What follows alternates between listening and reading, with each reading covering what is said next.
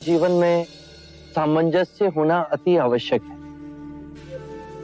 यदि पति और पत्नी के बीच में मधुर संबंध होंगे तो परिवार का सौभाग्य बढ़ेगा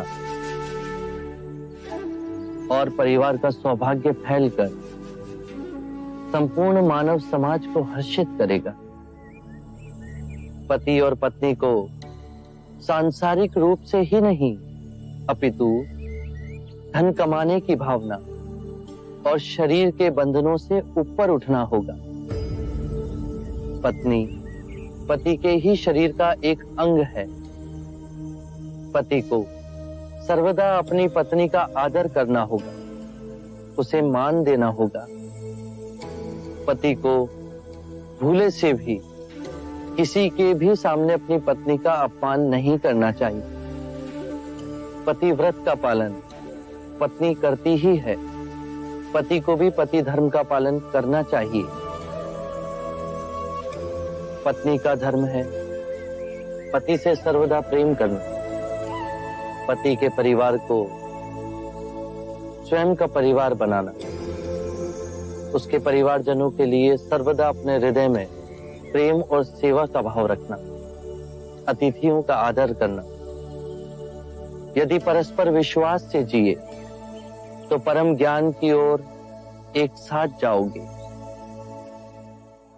कृपा प्रभु, जीवन आपके दिखाए पथ पर चले, उसकी कुछ मूल नियम बताने का सौभाग्य दें।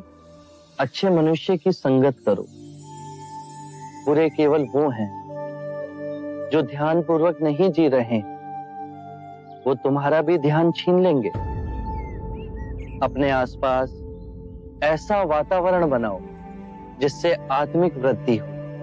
जब अंतर्मन शुद्ध होगा तो आपके सभी कृत्य धार्मिक हो जाएंगे।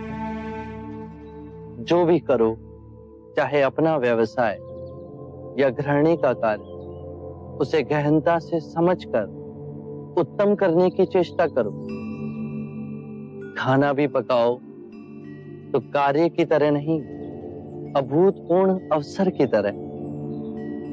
अपने और अपने पति के माता पिता, अपने बच्चों और आपके जीवन से जो भी जुड़े हैं, उनकी देखभाल करो। केवल अपने लिए स्वार्थी हो जीवन ना जियो। अपना धन, वैभव, सुख, संपदा सब में बांटो। जुआ और नशे से दूर रहो। स्मरण रहे, हर सवेरे जब आंख खुलती है तो हमारा नया जन्म होता है और इस दिन क्या करना है वो अत्यंत महत्वपूर्ण है। मनुष्य कृतज्ञ भाव से जीना भूल गया है। सांसारिक को यह स्मरण रहे कि उसे क्या क्या संपदा मिली है।